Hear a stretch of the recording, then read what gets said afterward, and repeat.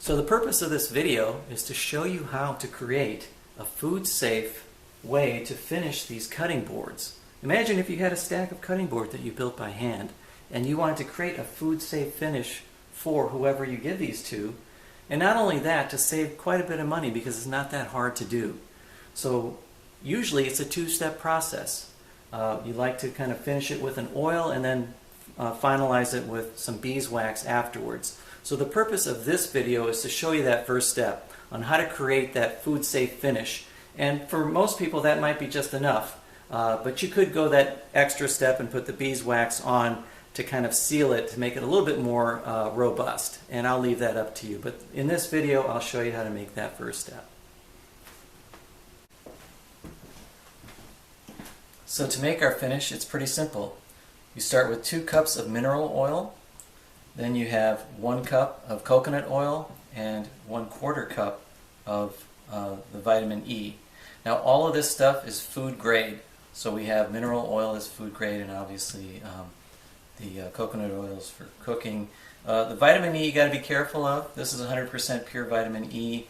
Sometimes if you go to Walmart or other places, it says vitamin E on the bottle, but if you look at the ingredients, it's 3rd or 4th on the list, and there's a bunch of other things in there, and that's not really meant to be food grade. That vitamin E is used for hair and other things, and I think it's important that if you're going to use it on a board that may come into contact with food, that you use 100% pure vitamin E. That you can get these at Amazon and other places, but just make sure that it is 100% pure.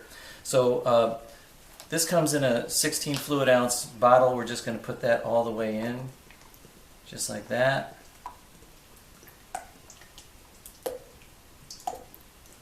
And this mixer is just going to make our life easy. I suppose you could whisk it by hand. Then we have the pre-measured 1 cup of the coconut oil.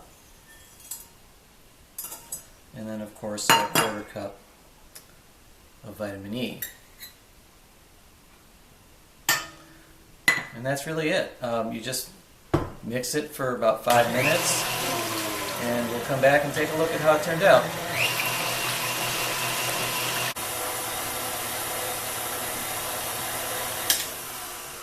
So with the mixture fully mixed, you'll see there's going to be some bubbles in it that will settle out, but you can use it right away. Now the boards that I've made here, of course, they've been sanded down to 800 grit, and all the sawdust has been removed with tack cloth. And you want to make sure that your finish has no sawdust on it when you're ready.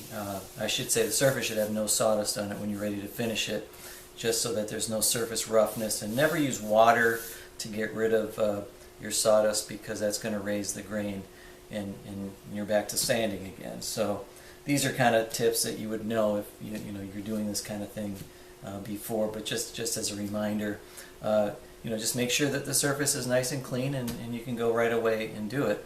I'm going to leave it in the mixing stand, and then the excess I'll put in the mason jar, and then I can use it at will anytime I'd like.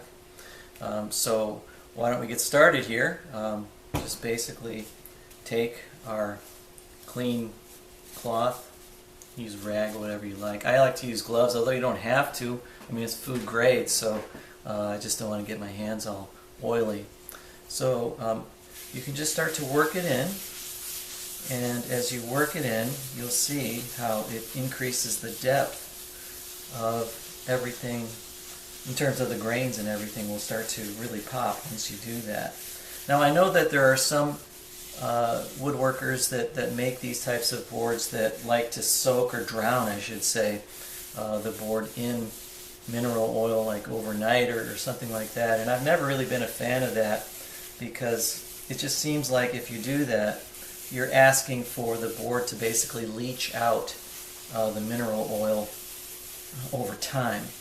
So remember, as I said before, this is a 2-step process. This is the first step, is to get the food grade finish onto the board, and then you want to top it off after it's dried out overnight with a layer of that beeswax that you can find on videos on YouTube. I don't have one personally, but there's so many videos that show you how to do, say, an 8-to-1 ratio of beeswax and mineral oil as a paste, and then you gently put that on top of this. So that's the final step that'll seal it, so that you don't have that leaching that I just mentioned.